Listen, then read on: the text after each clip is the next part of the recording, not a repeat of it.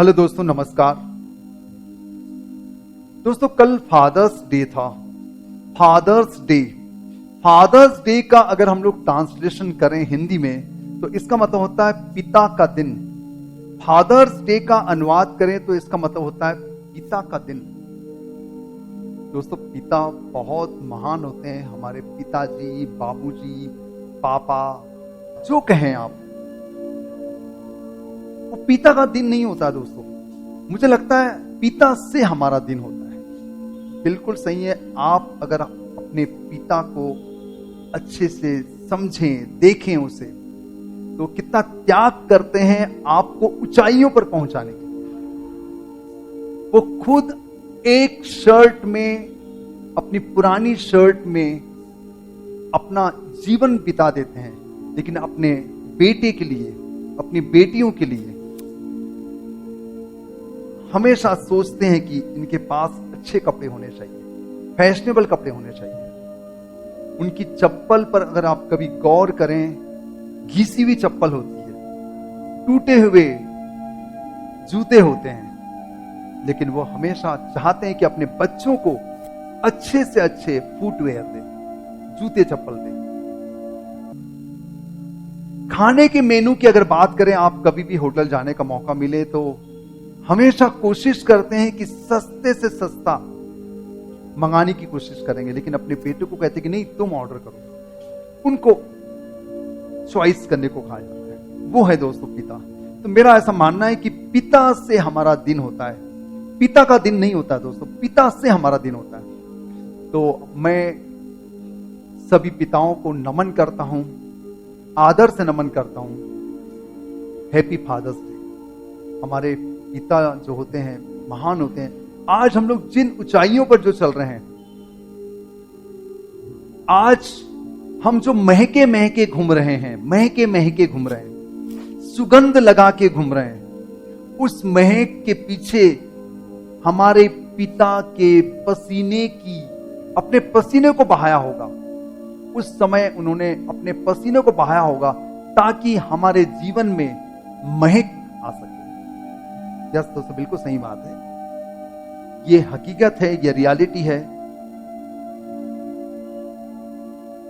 तो दोस्तों, मैं आपको पिता की महानता के बारे में एक छोटी सी कहानी, एक छोटा सा किस्सा, एक छोटा सा वाक्य बताना चाहूंगा। एक बार बेटे ने पिता से पूछा, पापा ये सफल जीवन क्या होता है? पापा ये सफल जीवन क्या होता है, मुझे बताइए। पिता बेटे को पतंग उड़ाने के लिए ले गए। पिता ने बेटे को कहा कि चलो बेटा, बाहर चलते हैं, मैदान में पतंग उड़ाते हैं। तो उसे पतंग उड़ाने के लिए ले गए। बेटा पिता को ध्यान से पतंग उड़ाते देख रहा था। बेटा जो कि बहुत छोटा था, अपने पिता को ध्यान से पतंग उड़ाते हुए देख रहा था। पतंग बहुत ऊपर जा चुकी थी। थोड़ी देर बाद बेटा बोला, पापा ये धागे की वजह से पतंग अपनी आजादी से और ऊपर की ओर नहीं उड़ पा रही है, क्या हम इसे तोड़ दें? ये और ऊपर चली जाएगी। बेटे ने क्या कहा? बेटे ने कहा कि पापा ये आपने जो धागा पकड़ के रखा है, इस धागे की वजह से पतंग और आकाश में ऊपर नहीं उड़ पा रही है, तो हमें इस धागे को तोड़ देना चाहिए। पिता ने धागा तोड़ दिया और मुस्कुराए। पिता ने धागा तोड़ दिया और मुस्कुराए। पतंग थोड़ा सा ऊपर गई और उसके बाद लहरा कर नीचे आ गई और किसी अनजान जगह में जाकर गिर गई, गायब हो गई। तब पिता ने बेटे को जीवन का दर्शन समझाया, उसको अपने पास बुलाया और समझाया, बेटा मैंने धागा तोड़ दिया और तुम तो कह रहे थे कि ये और आकाश में ऊपर उड़ेगी, लेकिन ये तो नीचे थोड़ा सा ऊपर गई। धागा तोड़ने पर थोड़ा सा ऊपर जरूर गई, लहरा कर गिरकर अनजान जगह पर चली गई और गायब हो गई। बेटा, जिंदगी में हम जिस ऊंचाई पर हैं, हमें अक्सर लगता है कि कुछ चीजें जिनसे हम बंधे हैं वे हमें और ऊपर जाने से रोक रही है। दोस्तों, ये हमारी गलतफहमी है। यहां पर तुम्हें लग रहा था कि धागा पतंग को बांधे है, पकड़ के रखे, जकड़ के रखे, ये उसको ऊपर जाने नहीं दे रहा है।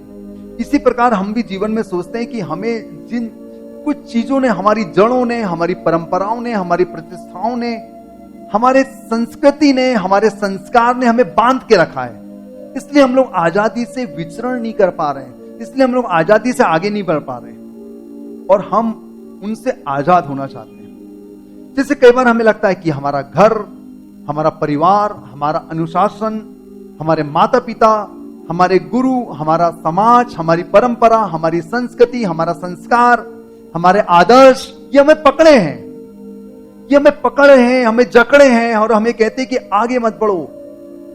स्वतंत्रता अच्छी बात नहीं है, हमें स्वतंत्रता से उड़ने नहीं देते, हमें आगे नहीं बढ़ने देते और हम इनसे आजाद होना चाहते हैं। वास्तव में यही वे धागे होते हैं जो हमें उस ऊंचाई पर बना के रखते हैं। दोस्तों, तुम्हें ताज्जुब होगा, यही वे धागे होते हैं, यही वह बंधन होते हैं, यही वो अनुशासन होता है जो हमें बनाए रखते हैं, हमें उस ऊंचाई पर बनाए रखते हैं। जैसे पतंग को उस ऊंचाई पर बनाए रखने के लिए धागा बहुत महत्वपूर्ण था, जो कि तुम्हें बहुत ताज्जुब हो रहा होगा कि ऐसे कैसे हो सकता है। इन धागों के बिना हम एक बार तो ऊपर जरूर चले जाते हैं, थोड़ी देर के लिए ऊपर चले जाते हैं, परंतु बाद में हमारा वही हश्र होता है जो धागे के बिना पतंग का हुआ। हमारा हश्र भी वही होता है जो धागे के बिना पतंग का होता है। अतः इसलिए जीवन में यदि तुम ऊंचाइयों पर बने रहना चाहते हो, अगर तुम जीवन में ऊंचाइयों पर बने रहना चाहते हो, तो कभी भी इन धागों से रिश्ता मत तोड़ना जिनसे तुम बंधे हुए हो, जिनसे तुम अनुशासन में जकड़े हुए हो। इन्हीं की वजह से तुम उस ऊंचाइयों पर बने हुए, इसे भूलना मत।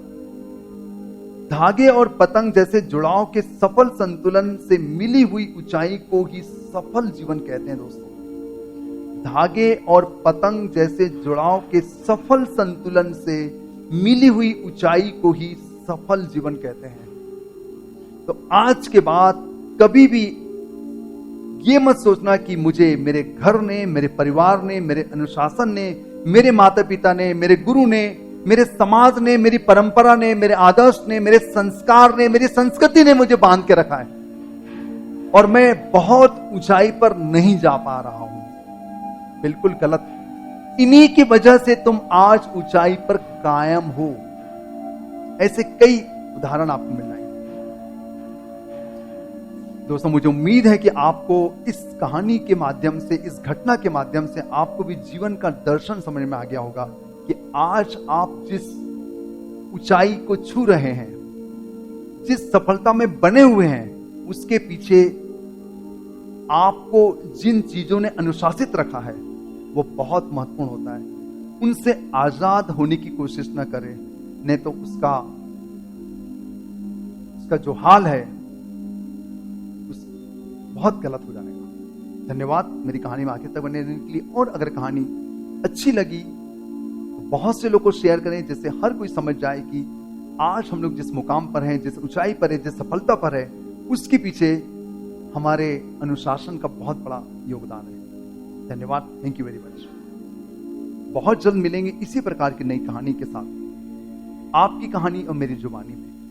Thank you very much.